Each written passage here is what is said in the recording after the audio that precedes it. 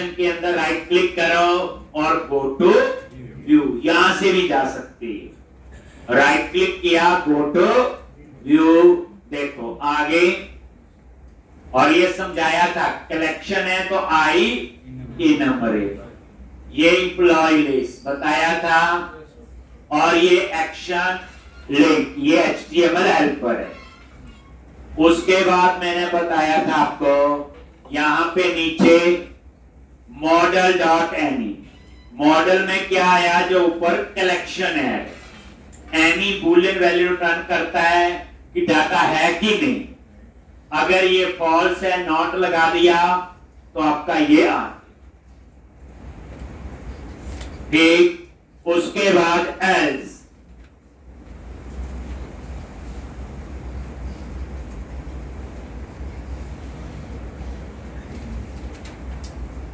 ठीक, एल्स में गए तो ये था आपका अगर डेटा है तो, यहां तक तो पता चल गया था। एल्स में इन्होंने क्या लगाया हुआ, टेबल। ठीक है जी, तो हम थोड़ी सी तो इसमें बूटस्ट्रैप कर ही लेंगे जितने का हमें आती है। टेबल हाइफन बॉर्डर करवाया था ना, table hyphen stripe, table hyphen कुछ भी आप चाहो यूज करो, तो डिजाइन ही है, बट आइडिया सा होना चाहिए। ऐसे है। अब आज कोई पूछे ये टेबल आइकन बॉर्डर बूटस्ट्रैप कहां से आया, तो आप क्या करोगे, सीधा एक सीधा आप देखोगे व्यूज के अंदर शेयर और लेआउट, और इस लेआउट में ये बंडल ऐड हुआ कंटेंट /CSS। तो यहां से हम इस बंडल में जाएंगे, app start bundle config, bundle config में गए, इसके अंदर एक बंडल है जिसका नाम ये है कंटेंट /CSS, और इसके अंदर ये आपकी कंटेंट फोल्डर के अंदर एक फाइल है जिसका नाम है bootstrap.css, और चेक कर लो यहां पे कंटेंट फोल्डर है भी कि नहीं है, और ये है वो फाइल bootstrap.css। अब चाहे यहां से चल पड़ो चाहे वहां से, ठीक। तो ये वही है जो ये हम क्लासेस लिख रहे हैं, वहां कंट्रोल F करके फाइंड करो। एक देखो bootstrap.css में गए, control F,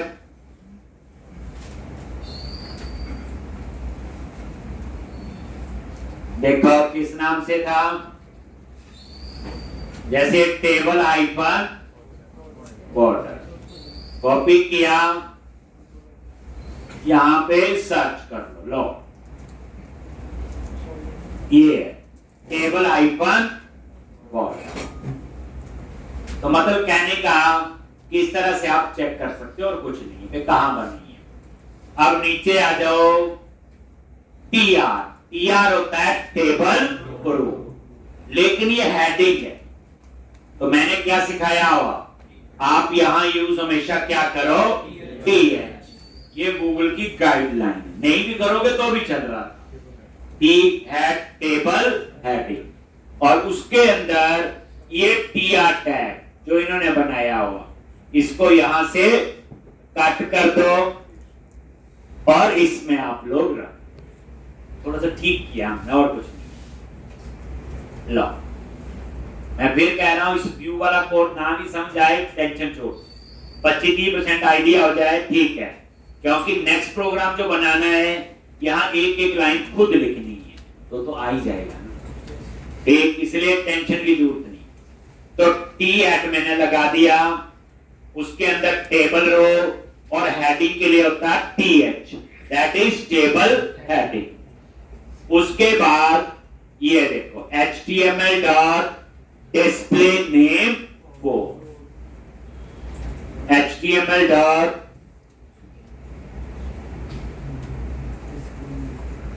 display name for, ये एक HTML हेल्पर है, और ये किसके लिए होता, कॉलम का नेम उठाने के लिए, किसके लिए होता है, कॉलम का नेम, तो डिस्प्ले नेम फॉर होता है। उसके जो आगे लिखी है इसको हम कहते हैं लैम्डा एक्सप्रेशन, जो इस तरह से goes to operator equal to greater than लगाओ। जैसे बता देता हूं, m आपका वेरिएबल है और ये वेरिएबल ऑटोमेटिकली किस टाइप का डिक्लेयर होगा, मॉडल टाइप का। देखो मैंने थोड़ी बोला, m पे माउस लेके जाओ, किस टाइप का डिक्लेयर हुआ, मॉडल टाइप हो गया। कौन सा मॉडल, जो ऊपर ऐड है, एक तो m और यहां पे लिख दिया m डॉट क्या था ये, नेम। ये देखो आ गया, जरूरी नहीं है कीवर्ड है। ये लैम्डा एक्सप्रेशन क्या होती, शॉर्टकट्स होते हैं। जैसे किसी काम के लिए 4 लाइन का कोड लिखना है, यहां 1 लाइन से हो गया। तो ये m क्या आपका एक वेरिएबल है, कुछ भी नाम हो सकता है, और ये वेरिएबल किस टाइप का डिक्लेयर होगा, मॉडल। ठीक, जिस टाइप का ये है, ये किस टाइप का है, एम्प्लॉय का। तो ये देखो, तो डिस्प्ले नेम फॉर्म में भी गए तो ये भी एम्प्लॉय मॉडल टाइप का ही है। तो m किस टाइप का डिक्लेयर हुआ, मॉडल। और goes to operator m dot name. तो डिस्प्ले नेम फॉर किसके लिए होता, कॉलम का नेम। ये आपका सेम एड्रेस, सेम आपका होगा सैलरी। ये लैम्डा एक्सप्रेशन, जो नहीं मॉडल लिखना, मतलब यहां पे कहने का तो मेरा ये है, मॉडल लेने दो तो भी ठीक है। ठीक, आप लिख लो a। अब ये देखो a क्या है, एक वेरिएबल होगा, माउस लेके जाओ a पे, किस टाइप का है, मॉडल। वही आई नंबरेबल ऊपर ऐड किया हुआ। ठीक, फिर आप यहां लिख दो a डॉट एड्रेस। तो ये जो लिख रहे हैं लैम्डा एक्सप्रेशन के अंदर, जो वेरिएबल का नाम कुछ भी हो सकता है, और ये उसी टाइप का डिक्लेयर हो रहा है जो ऊपर मॉडल है। तो ये आपके 3 एडिंग आ गई, नेम, एड्रेस और सैलरी। ठीक, ये तीनों आपके आ गए, करना कुछ नहीं है, तो अपने आप आ रहे, समझा ही रहा हूं। अब डेटा डिस्प्ले करना है, तो उसके लिए नीचे आ जाओ, लूप लगाया हुआ, आपने कुछ नहीं समझा रहा हूं, बस देखना है। अब डेटा डिस्प्ले करने के लिए मैंने बोला था क्या लिखते हैं, टी बॉडी। अब देखो मेरे पास 4 एम्प्लॉय भी हो सकते, 400 भी हो सकते हैं। देखो ऊपर क्या लिखा हुआ, आई इनम्बरेबल, और इसमें डाटा कहां से आ रहा है, एम्प्लॉय लिस्ट। एम्प्लॉय लिस्ट में क्या है, कलेक्शन है। मान लो एम्प्लॉय टेबल में 4 रिकॉर्ड है, तो यहां पे फिर वो 4 आने चाहिए। तो ये टी बॉडी के अंदर इन्होंने क्या लगाया हुआ, ये लूप। तो आप क्या करो, इस लूप को कट करके कहां रखो, टी बॉडी में, और ये क्या करेगा, उतनी ही रोज बना। एक, और ये आपने क्या कर दिया, पेस्ट। ये थोड़ा सा ठीक किया मैंने HTML में, टेक्निकली कुछ चेंज नहीं किया, अगर आप बोलो और ये समझेंगे। तो टी बॉडी में गए, और ये लूप है, और लूप क्या है, @ फॉर ईच, फॉर ईच। तो @ तो सिंटैक्स है, याद रखना। एमबीसी का जो पेज होते हैं इनको क्या कहते हैं, रेजर पेज, RAZOR, ये सिंटैक्स है। तो @ फॉर ईच। अब क्वेश्चन आता है, फॉर लूप और फॉर ईच में क्या फर्क है, क्या फर्क होता है, फॉर ईच एरे को प्रिंट करने के लिए होता है, फॉर लूप एरे के ठीक लगाओ कुछ, क्या फर्क होता है, आप बोलो, हमने तो फॉर ही पढ़ा अभी तक। क्या फर्क होता फॉर और फॉर ईच है, तो ये लूप है, ये तो कंफर्म है। तो क्या फर्क है, फॉर और फॉर ईच।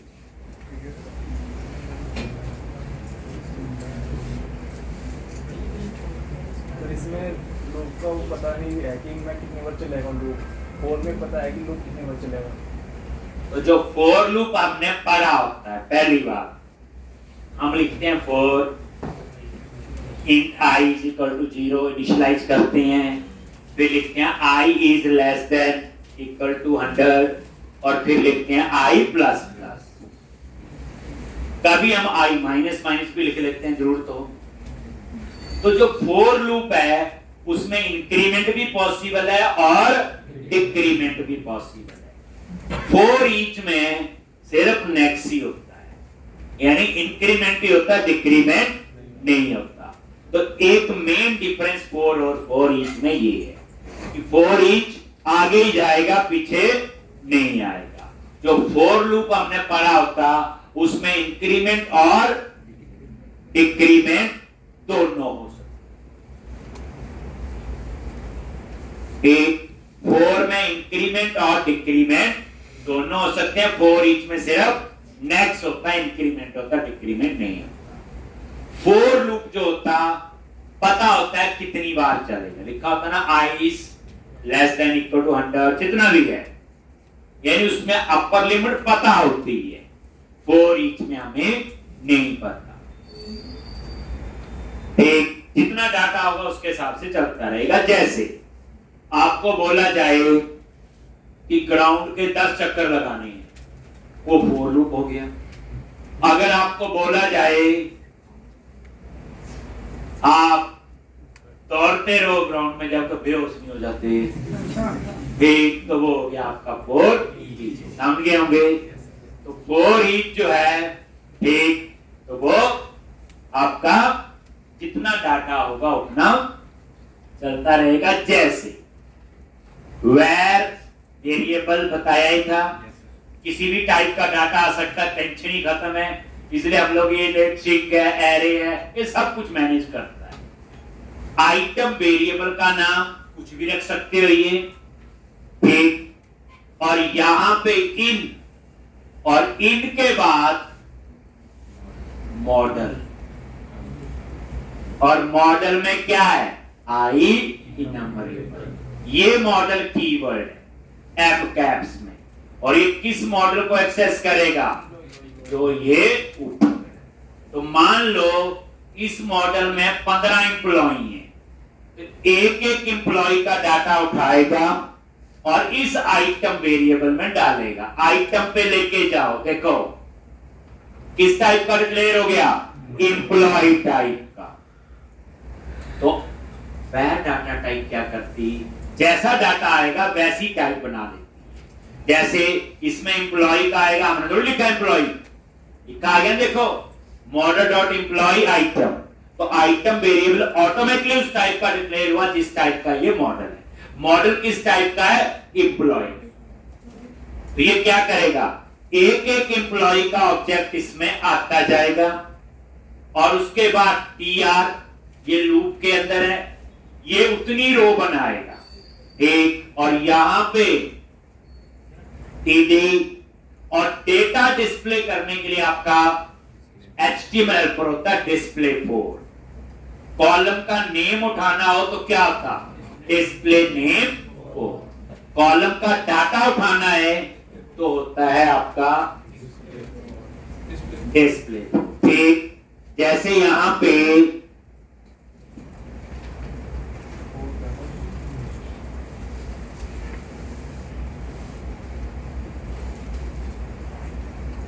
तो अब यहां पे आपका,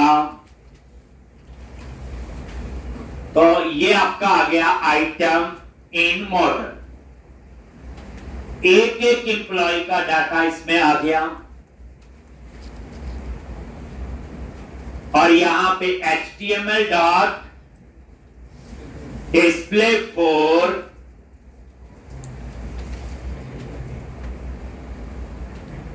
और यहां पे डिस्प्ले 4 किसके लिए होता,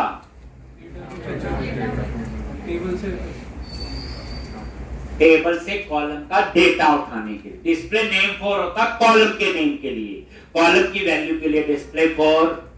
अब ये फिर वही लैम्डा एक्सप्रेशन, मॉडल आइटम, कुछ भी नाम रख सकते हो, और ये गोज टू ऑपरेटर, ये वाला आइटम आ गया। तो क्या आएगा, item dot name, item dot address, item dot salary.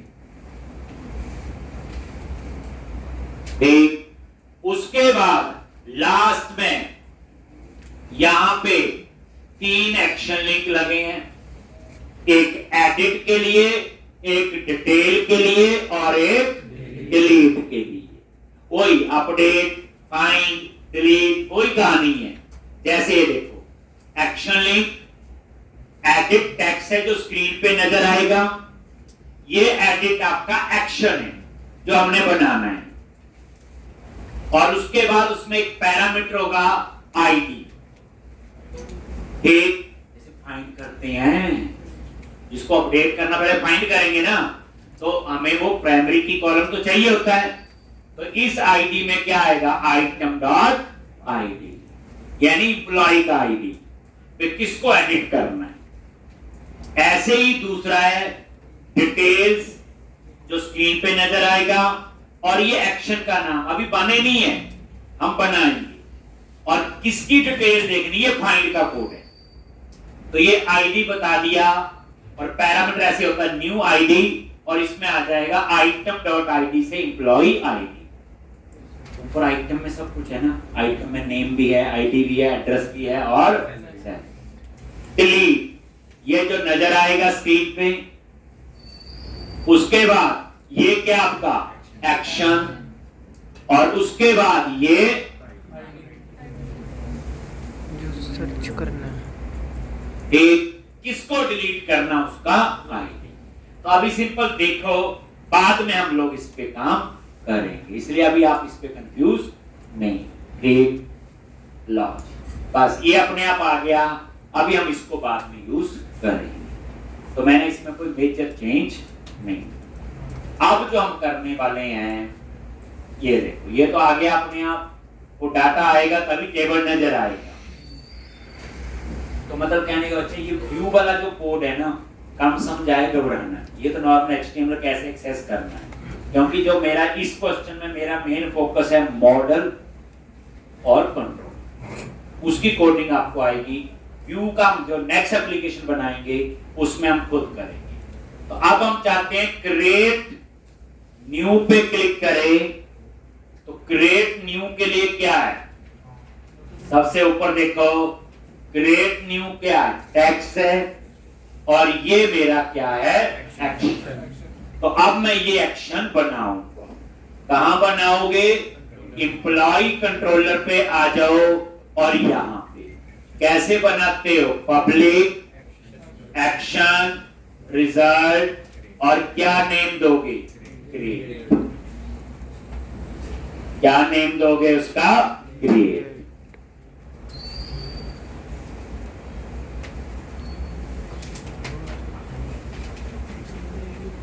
एक किस नाम से, क्रिएट। कुछ नहीं करना, इसमें वो सेव वाला पेज बना है, ठीक, और यहां पे रिटर्न कर दिया व्यू। जब एक्शन बनेगा तो व्यू तो बनेगा, इसमें कोई डाटा नहीं होगा, एक खाली टेक्स्ट बॉक्स लगे होंगे, नेम, एड्रेस, सैलरी, और एक सेव का बटन, यही चाहिए होता है। लेकिन आप नोटिस करो, यहां हर एक काम का अलग व्यू, अलग एक्शन है। बताया था कोड सेपरेशन है, पेज लाइट वेट है। हम ये save, update, delete, find, display कर चुके हैं, याद है, और वहां एक ही पेज पे सारा काम करते थे, याद है, employee.aspx, वहीं से वहीं अपडेट, वहीं फाइंड, वहीं डिस्प्ले। और एट ए टाइम जरूरत एक चीज की होती थी, पेज तो पूरा लोड होता था ना, चाहे जरूरत है चाहे नहीं। अब यहां पे आपका अगर सिंपल डिस्प्ले करना होगा तो यही चलेगा। अब आपने क्रिएट नाम से क्या बनाना है, एक्शन, ठीक है जी। कैसे बनाओगे, आ जाओ, कहां आगे, व्यूज, व्यूज के अंदर एम्प्लॉय, और एम्प्लॉय फोल्डर पे राइट क्लिक किया, ऐड व्यू। एम्प्लॉय फोल्डर पे राइट क्लिक किया, व्यूज के अंदर MVC5 व्यू, ऐड, क्या करोगे, क्रिएट। क्या नाम रखोगे, जो एक्शन का नेम है। और मैंने बताया था प्री डिफाइंड टेम्पलेट है, अभी हम इनको यूज कर रहे हैं। तो यहां पे डे और ये ग्रेड, यही चाहिए।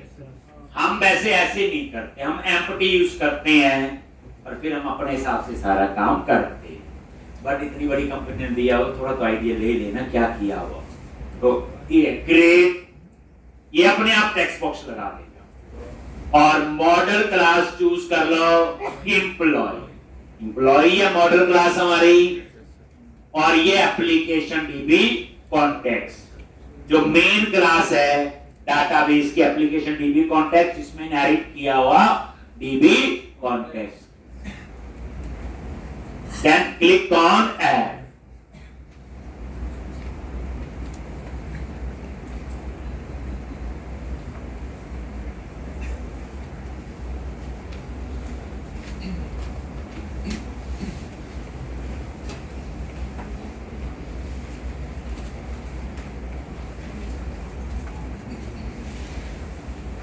एक और यहां पे grade.cshtml,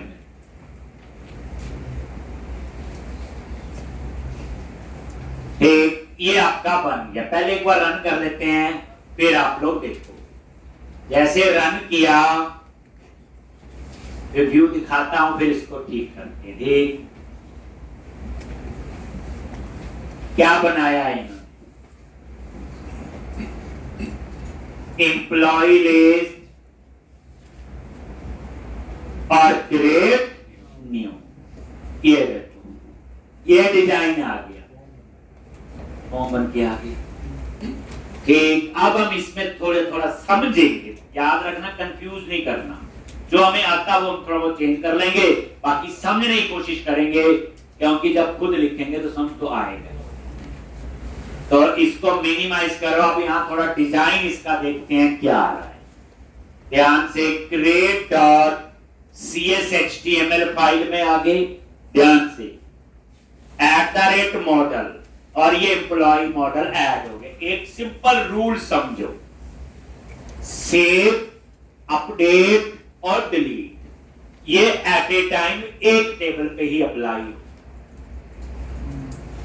जैसे इंसर्ट क्वेरी लिखते हैं तो हम वहां ये थोड़ी लिखते हैं इंसर्ट इनटू 2-3 टेबल इकट्ठे सेव हो, नहीं, इंसर्ट टेबल नेम, एक ही टेबल का नाम आता है। ऐसे जब हम अपडेट करते हैं तो क्या लिखते हैं? Update table name, delete delete table name.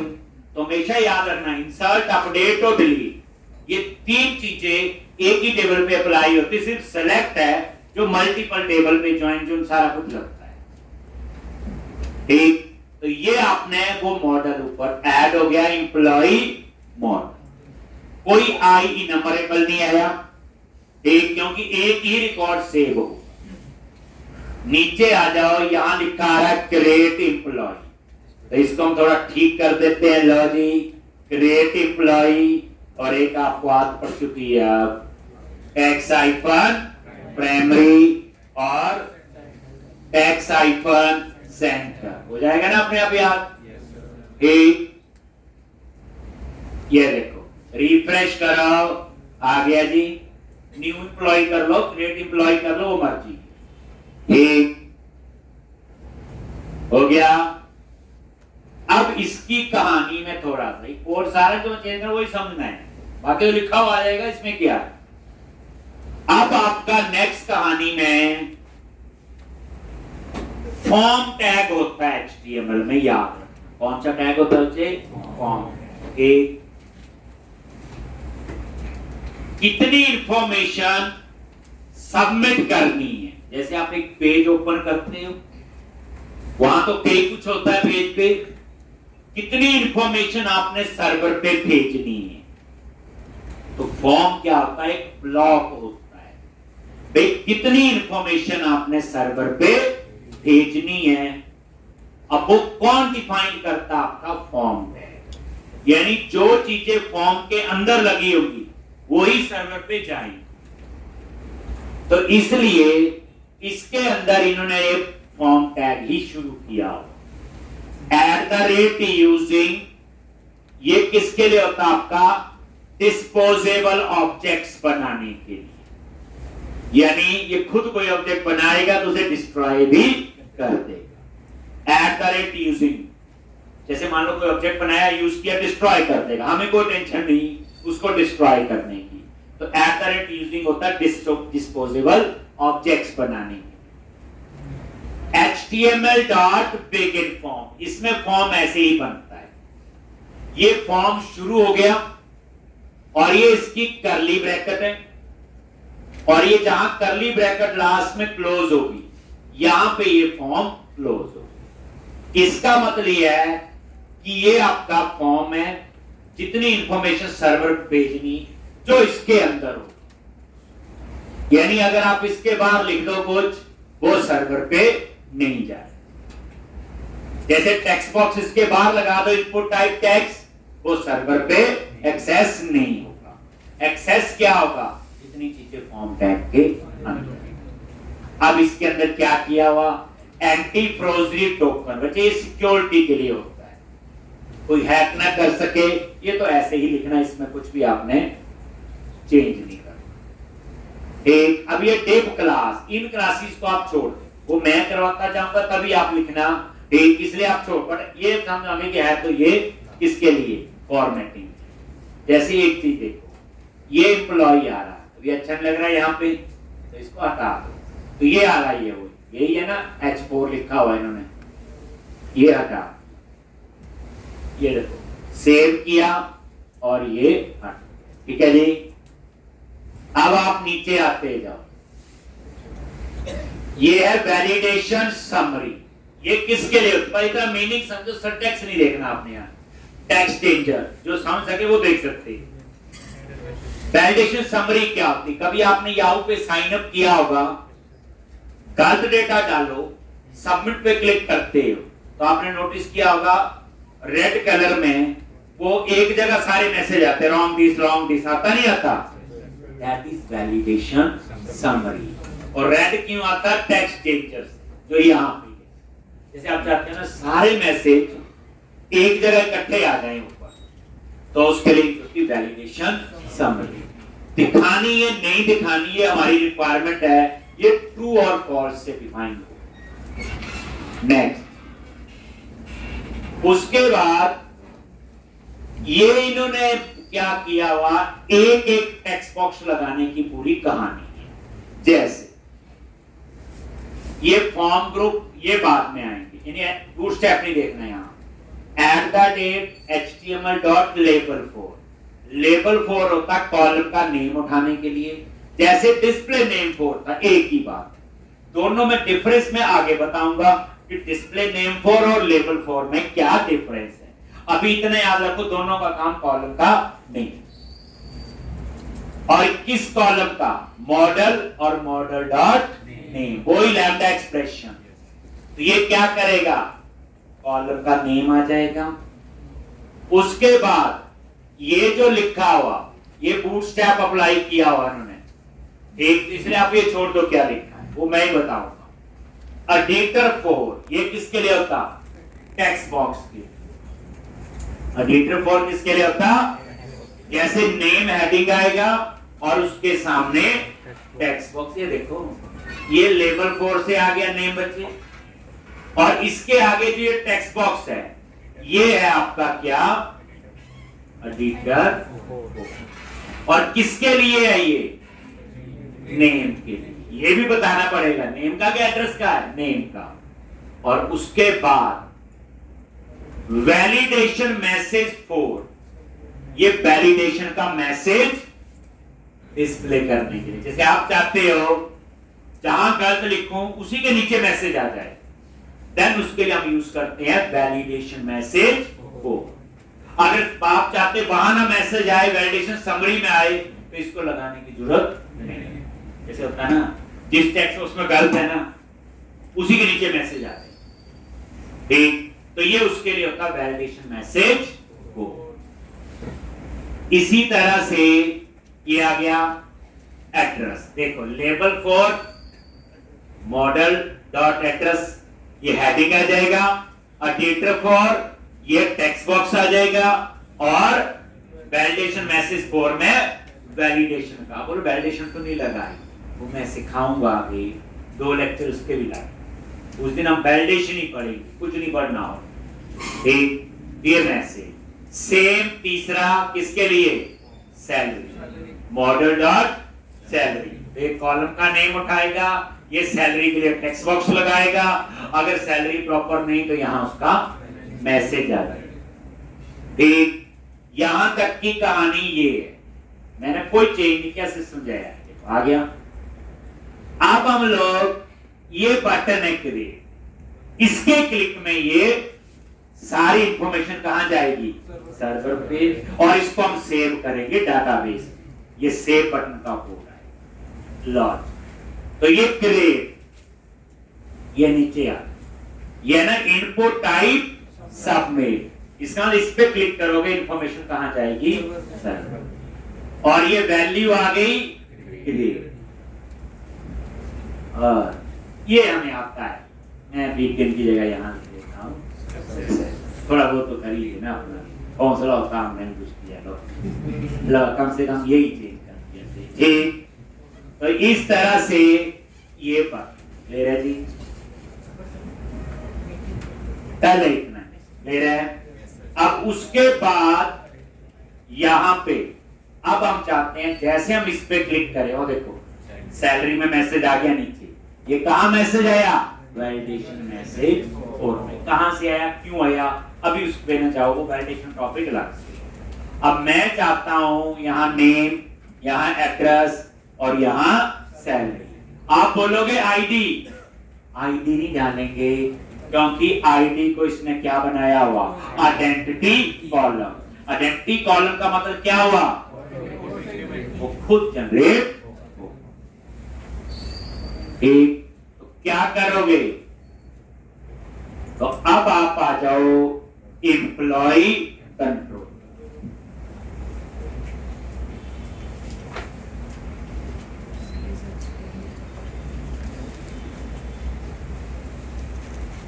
इस पे आगे अब हम जैसे सबमिट करेंगे तो क्या करें? सेव का कोड लिखना है, तो इसका कोड कहां लिखेंगे? कंट्रोलर पे जाओ और यहां, और इसके लिए HTTP पोस्ट। पहली बार जब इंफॉर्मेशन सबमिट करनी है तो क्या लिखना है? HTTP पोस्ट, और उसके बाद पब्लिक एक्शन रिजल्ट, और क्या नेम है? क्रिएट। सेम नाम रखना है, याद रखना है, और यहां पे आप पास करोगे क्या? एम्प्लॉय।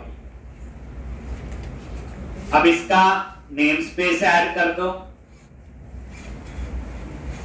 लॉन्च, और ये एम्प्लॉय मॉडल टाइप का डाटा। पहली बात, ये डेटा कहां से आएगा? अब ये कहानी है, देखो जैसे बच्चे आप सबमिट करोगे इस फॉर्म को, जो मॉडल ऊपर ऐड है यही सबमिट होके आएगा, और बताया हुआ एक व्यू में एक ही मॉडल हो सकता है, 2 नहीं होंगे, 10 नहीं होंगे। तो जैसे आप सबमिट करोगे इस पे, तो ये कहां जाएगा?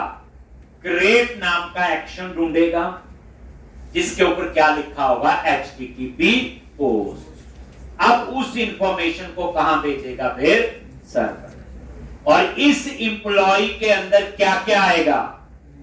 जितनी भी फॉर्म टैग के अंदर है, तो फॉर्म टैग में 3 चीजें हैं, नेम, एड्रेस और सैलरी। आईडी नहीं है तो नहीं आ रही, देखना। और मुझे आईडी की जरूरत भी नहीं है क्योंकि आईडी तो अपने आप जनरेट हो।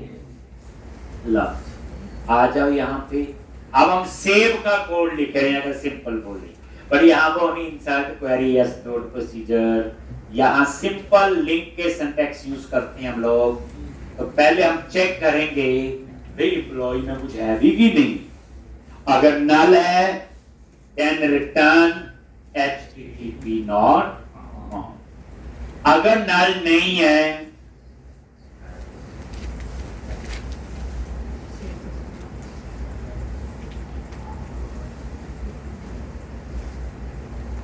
अगर नल नहीं, एक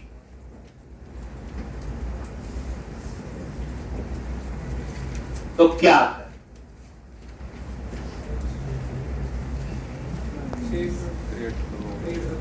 एक अगर नल नहीं है, पहले चेक किया नल तो नहीं है कहीं, तो क्या रिटर्न करेगा, HTTP नॉट ऑन।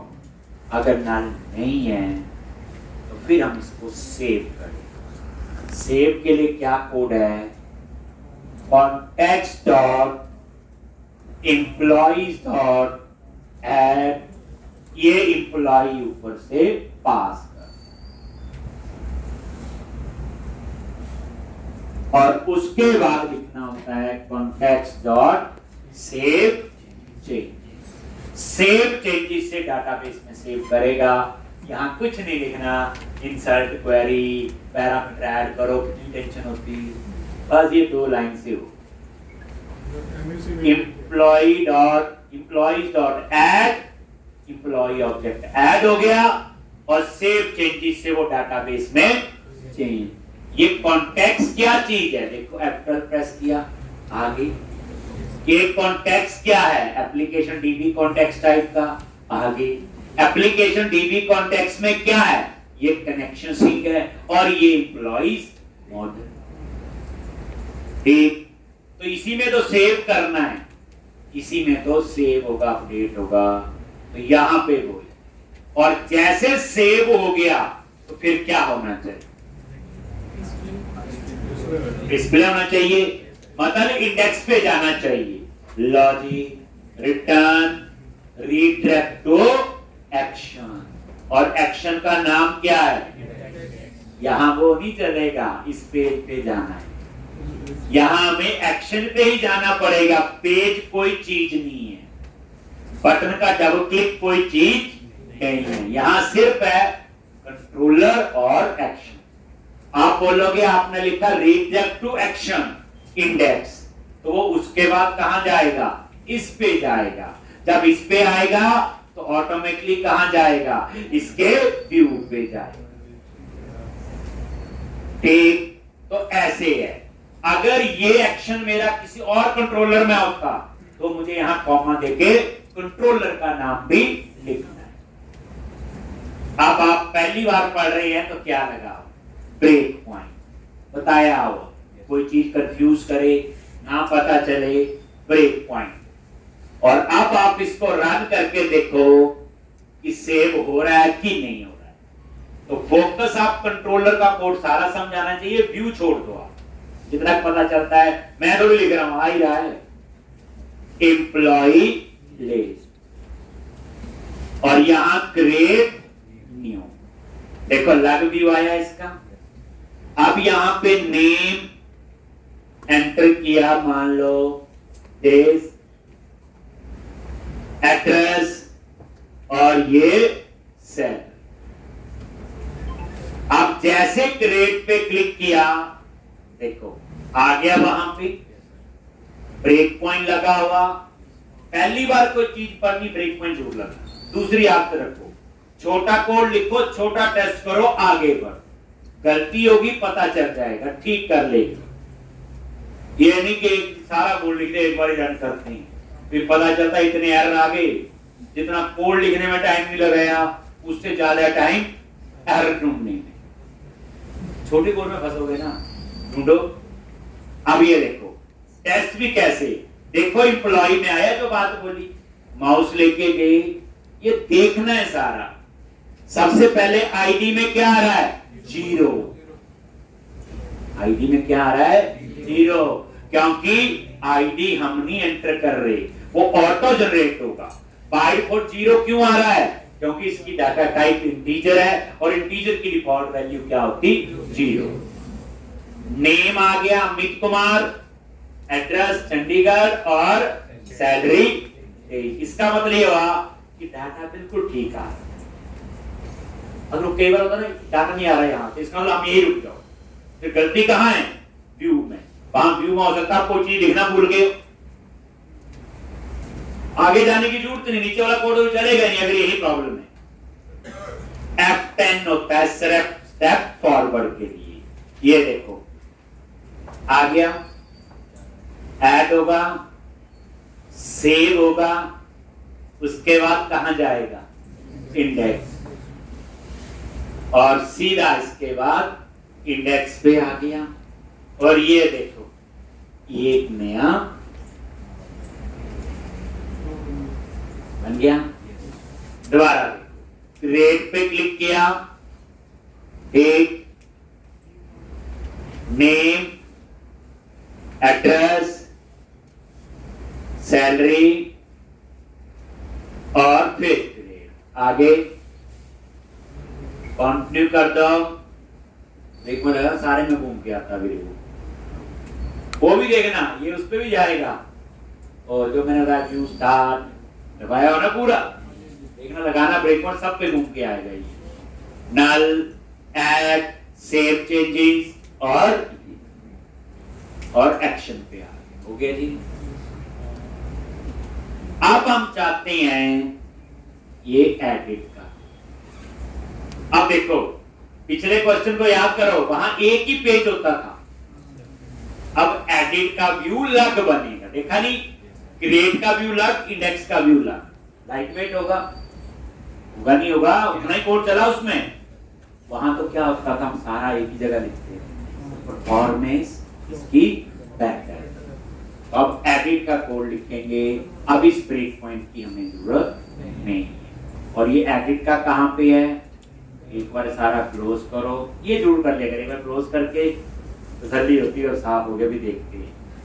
फिर ऐसे गए, यहाँ पे गए, कंट्रोलर, और ये थोड़ा ठीक लगता है।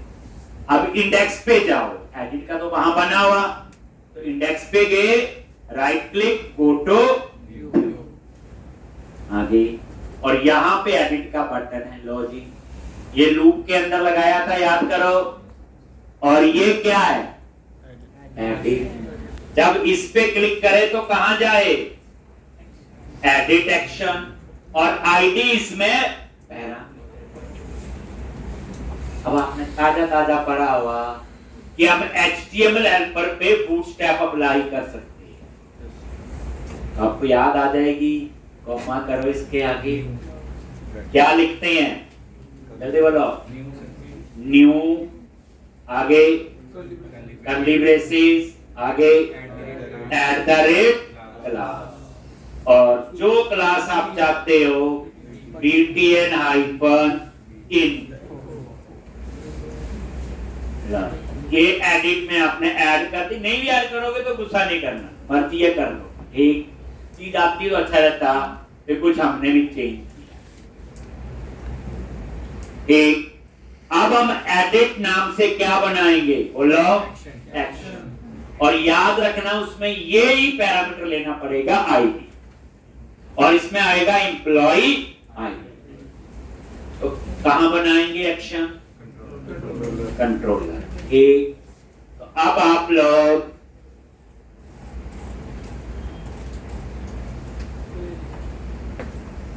कंट्रोलर पे गए, और यहां पे पब्लिक एक्शन रिजल्ट एडिट, और इसमें एक पैरामीटर है आईडी। याद रखना, ये आईडी और ये आईडी सेम होगा। अगर इसका नाम ENO कर दो तो फिर मुझे यहां भी क्या लिखना है, ENO, याद रख। ठीक, तो ये वाला आईडी, और item.id में तो टेबल से आएगा डेटा, एम्प्लॉय का आईडी। लो, ये फाइंड का कोड है। लो जी, कैसे फाइंड करते हैं, वेर एम्प्लॉय इन डीप, ये लोग के नाम भी देखने, employee in deep, context dot employee dot find, और ये आईडी।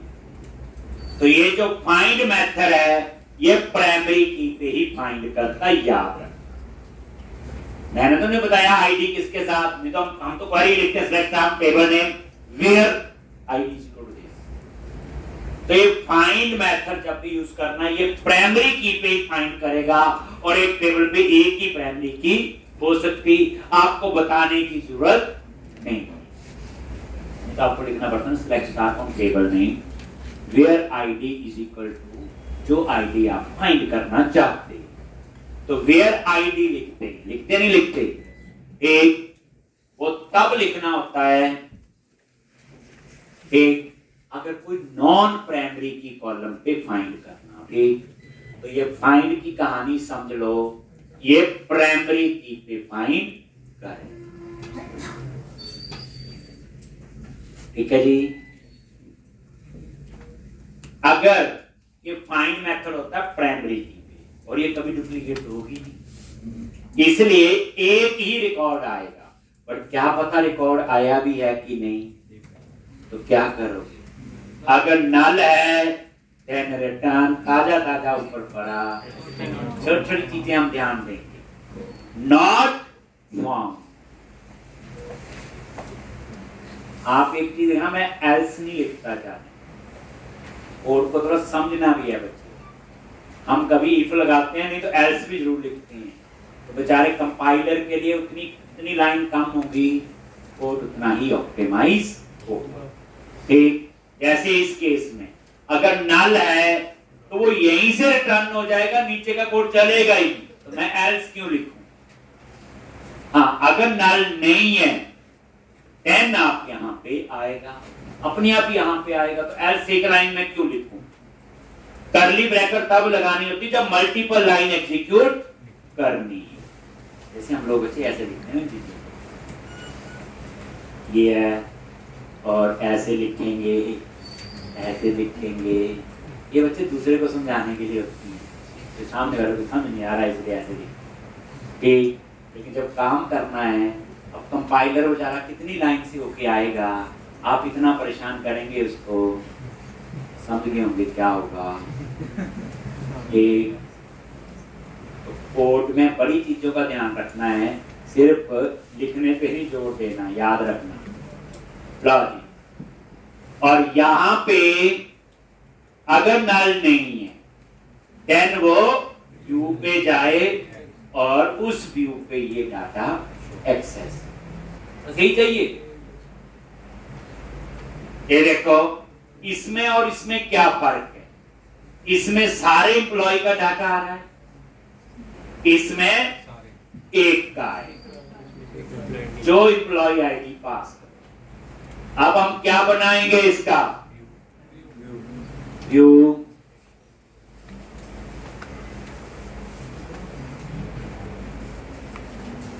तो अब हमने क्या करना है, इसका व्यू बनाओगे तो एडिट नाम से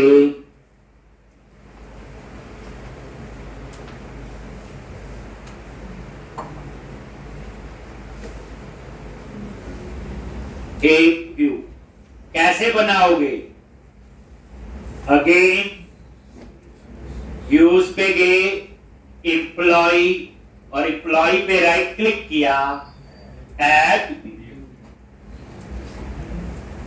व्यू पे क्लिक किया और वही MVC5 व्यू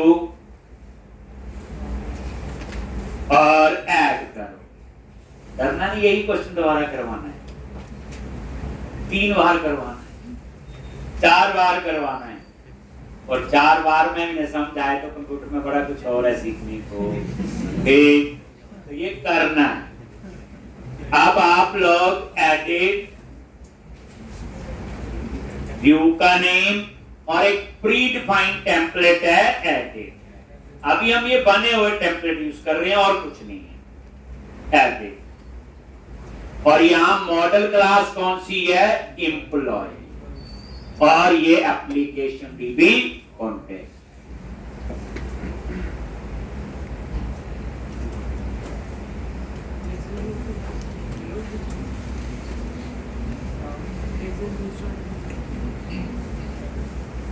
एक और ये ऐड कर लिया जी। पहले इसका डिजाइन देख लो फिर देखते हैं। पहले देखो ब्रेक पॉइंट भी लगाओ, यहाँ नया कोड लिखा है, देखें क्या होता है। आईडी आ भी रहा है कि नहीं आ रहा है? एम्प्लॉय लिस्ट, और ये है, देखो बन गया ना बटन। अब आपने इस एडिट पे क्लिक किया, जैसे क्लिक किया आ गया यहाँ पे। सबसे पहले चेक करो आईडी आ रहा है कि नहीं।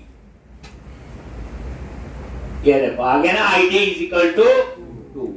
इसका मतलब ठीक पास हुआ पैरामीटर।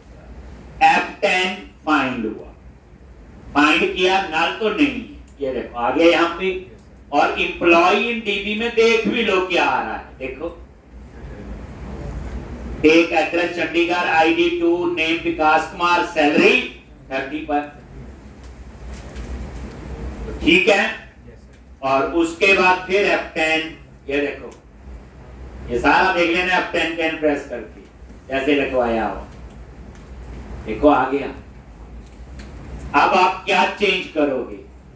पहले तो एक एडिट एम्प्लॉय लिखा है, इस एम्प्लॉय को यहां से हटा देना और एक सेव के कलर चेंज करना। हम यही आता है, लो मिनिमाइज किया तो एक तो ये ब्रेक पॉइंट हटा दो, नहीं तो बार बार यहां जाए। अब एडिट के व्यू पे गए, सब समझाएगा आसानी से। देखो मॉडल ऐड हो गया, एक ही रिकॉर्ड था तो आई इनमरेबल नहीं आएगा। ये यहां से पता चलता आएगा कि नहीं।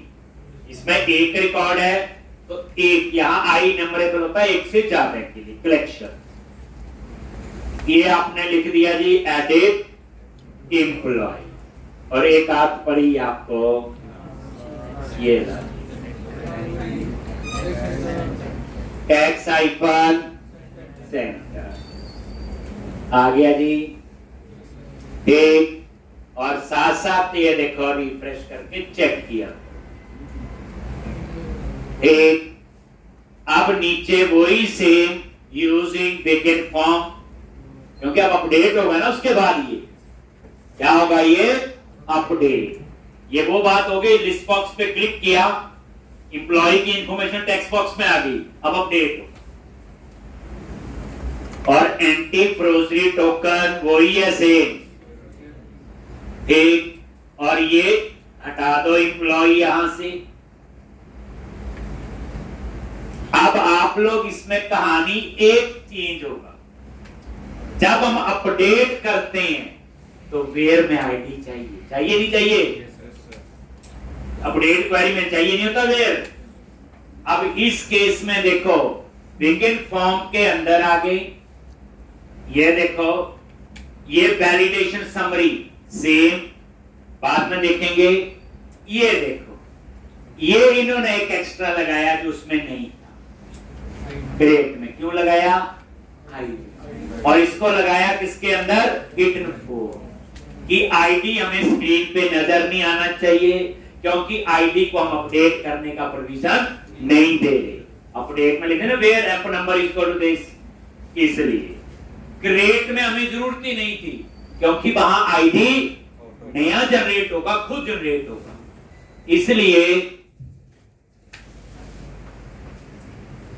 इसलिए हमें आईडी की जरूरत नहीं। बट यहां अपडेट में आईडी की जरूरत है और आईडी को मॉडिफाई नहीं कर सकते, इसलिए इसे कहां ऐड कर दिया? हिडन। हो गया इतना? ठीक। ये देखो हिडन फोर क्या होता है? जो स्क्रीन पे नजर नहीं आएगा, लेकिन इस फॉर्म टैग के अंदर है। इसके अंदर है, फॉर्म है। अब यही तो बताया मैंने, जितनी इंफॉर्मेशन फॉर्म टैग के अंदर होती वही जरूरत है। पिछले में क्या था? नेम, एड्रेस और सैलरी। उसमें आईडी नहीं था, क्योंकि आईडी ऑटो जनरेट इसमें चाहिए है, और बाकी सेम है। ये देखो ये नेम एक बिल्कुल सेम है जो अभी आपने क्रिएट में देखा, नेम में भी, एड्रेस में भी और सैलरी में, सिर्फ हिडन फोर डाला है। और ये देखो लास्ट में क्या आ रहा है? सबमिट। ये देखो इसको आप कुछ चेंज कर दो, वैसे बूटस्ट्रैप की क्लास मर्जी है। अब आप जब इस बटन पे क्लिक करो, ये सारी इंफॉर्मेशन डाटाबेस में क्या होनी चाहिए, अपडेट। एक नाम है, तो कुछ भी रख सकते हो, अपडेट कर लो लोग, अगर आपको अपडेट याद है लोग। ठीक, और इस तरह से ये देखोगे, रिफ्रेश करो, आगे ऐसे आईडी नजर नहीं आ रहा है, लेकिन जब अपडेट करेंगे तो आईडी तो चाहिए है, इसलिए इस फॉर्म के अंदर इन्होंने क्या ऐड किया हुआ, हिडन। ठीक है जी।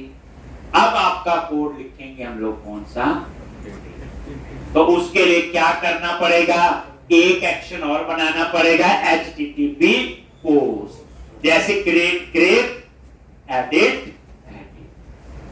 ठीक, वहां पे हम अपडेट की कहानी लिखेंगे, कैसे अपडेट करते हैं एंटिटी फ्रेमवर्क।